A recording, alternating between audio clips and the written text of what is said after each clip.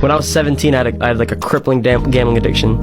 I was sports betting like 100K a day. Wow. And I lost it all. I lost every dollar of crypto. Ever notice how your favorite streamer is suddenly always promoting betting? What's really going on here? Son, this tugboat asked me like a month ago, it was like, hey, can I get like $100 to bet on sports? No. It's like, what? It's everywhere. From betting apps to massive casino streams, it feels like every viral clip is just another big win promo. Covered. They got tons of slots to choose from, like cash. A new study from Common Sense Media finds 36% of boys 11 to 17 report gambling in the past year. But think about the effect this has on kids. It feels fun and harmless, but it's a calculated move to trap a new generation. You know your fan doing today, bro. How much you win? $151. Oh my God. Okay, that. Let me see, man. The elite use their power to normalize this behavior. They want us to believe these wins are easy and accessible to everyone. But also, here's another thing about it is, I know that sports betting companies don't want to admit this, but a wide variety and range of the people who actually sports bet are not above 18. How would you gamble if you're not 18 plus? Motherfucker, I made 12 bands when I was 16 because I used my mom's ID to gamble on a sports betting website. What is wrong with I don't care. Go ahead and fucking try to find me and arrest me for it. I don't give a fuck. Oh. Those viral big wins you see, they are the bait. Behind the scenes, the house is always winning. Sports betting is rigged, and we're talking about, hundreds of billions of dollars and lifetimes of people buying into and believing this generational false belief is going to all dismantle, and at what cost? Absolutely.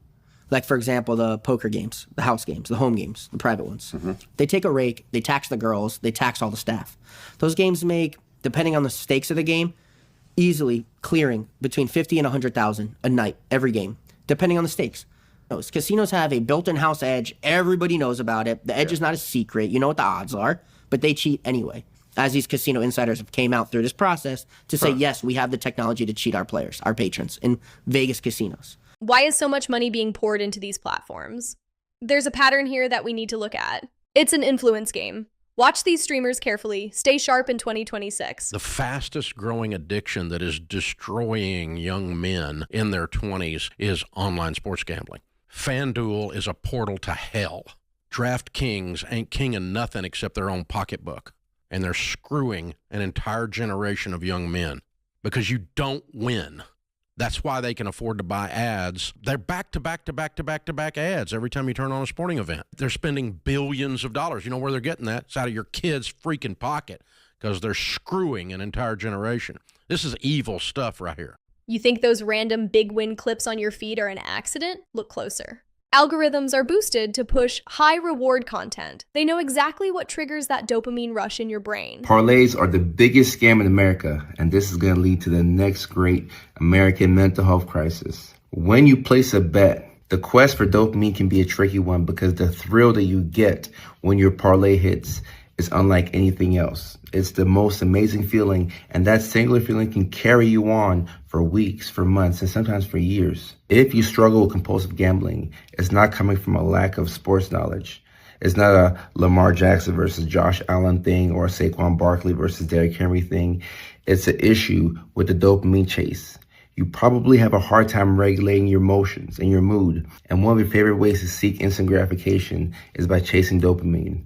This is extremely dangerous because this can be very costly. In the next 5 to 10 years, I predict that we're going to see people who will lose tens and thousands and hundreds of thousands of dollars from sports gambling. In the beginning, it starts off as something that's innocent. You're on FanDuel, you're on Prize Picks, you put a couple of parlays out there and some hit every now and then, and you think to yourself, okay, if I can just get this one to hit, I'm going to stop. If I can just get this one to hit, I promise I'm going to stop. I'm just playing to see where things go. You win some, you lose some. It's not that big of a deal. When it comes to sports gambling, I'm more worried about the wins as opposed to the losses. When we're talking about dopamine doesn't come from sex, from your parlay hitting, from drugs. It comes from the chase of that thing. So dopamine, you get dopamine when you get that late night text from that person. When they text you, when they tell you, I left the door cracked open, come over at any time. Or when you send that late night text and you get a reply 2 minutes later and the person's awake. Or the drive to your friend's house right before y'all get drunk and you get high and you do your thing. That's where the dopamine comes from. It comes from the chase of the thing, not the actual thing. I'm much more concerned when your parlay hits because now you have concrete evidence that you can win, that this is real. That if I put out a couple of bets, a couple will hit. And maybe one of them could be the big money one. Just maybe one of them can be the big money one. And what ends up happening is you stay on this emotional roller coaster where you're up and you're down. And one day you're feeling like you're the worst thing in the world.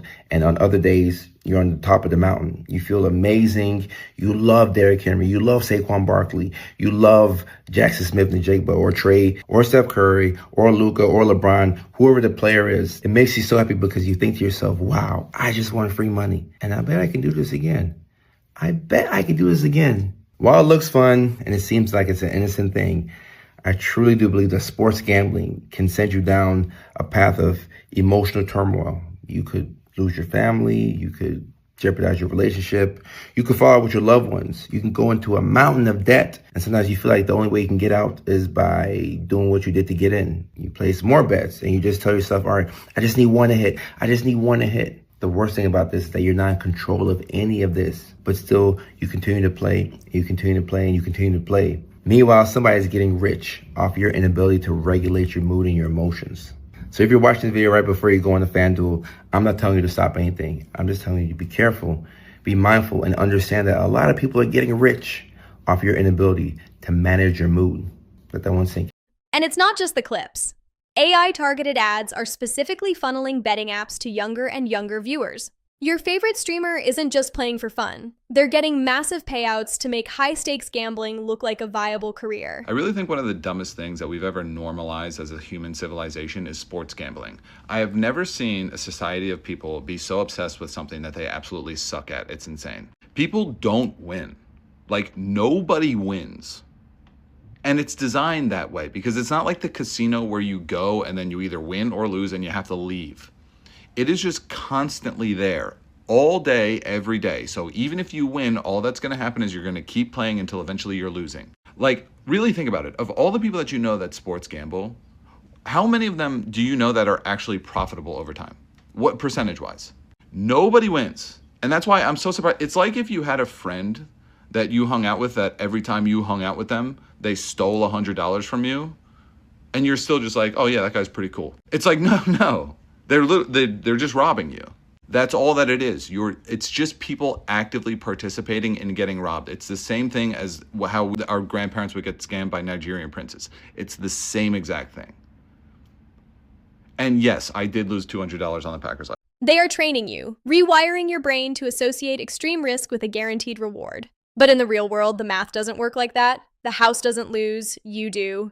It's a perfect cycle. They're conditioning kids to gamble. That's like my conspiracy theory. They're conditioning children to be more and more receptive to gambling. When I was little, all I can really remember is like you had trading cards, Pokemon cards. You open the pack of cards, you get a rare card or you don't. I've got 3 kids, my oldest one being 7, and even in just those 7 years, I've watched how the toy aisle has changed. And now every IP, every show, every cartoon, every anime, every video game, all those things, they all have their little mystery bags where you open the package and you don't know which one of the 6 figures you're going to get, or you might get the 7th super rare figure. So these kids are buying these toys and they don't even know what's in the package. So they buy the package and they want this figure and they don't get it and they're disappointed. They're disappointed that they just opened a toy and then they want to get another one to get the toy that they want. They're already conditioning children to be unhappy opening a toy. And then they get older and that leads to the loot boxes and the mobile games and all that stuff. And that stuff's been predatory for a while, but it leads right into that. And I guess this is for another video, but why is every kid's game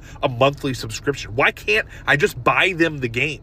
Why do I have to pay $9.90 a month for a Paw Patrol game? Anyways, then they get a little bit older and then they get into the crypto and sports betting because that stuff has taken off like crazy. You cannot watch a sporting event in America without being bombarded with sports betting advertisements. Lord, watch over any recovering gambling addict who tries to watch any sporting event these days. And that's it. And that's the cycle. It's pretty simple, but I've watched it change since I was a kid to just even my kids growing up. And that's why I don't buy my kids any of those toys. I said, this stuff's overpriced the way it is. We're not buying a toy unless we know which toy we're getting. I just noticed this pattern, and you should too.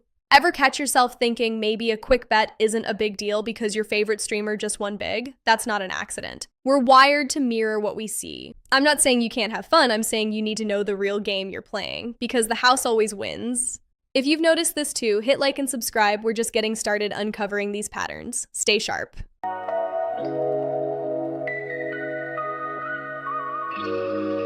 Yeah. I've been crawling through the dirt so long. Every step felt like a broken song. But the sun is burning holes in the fear. I'm done looking back, it's up from here. No anchors, no chain.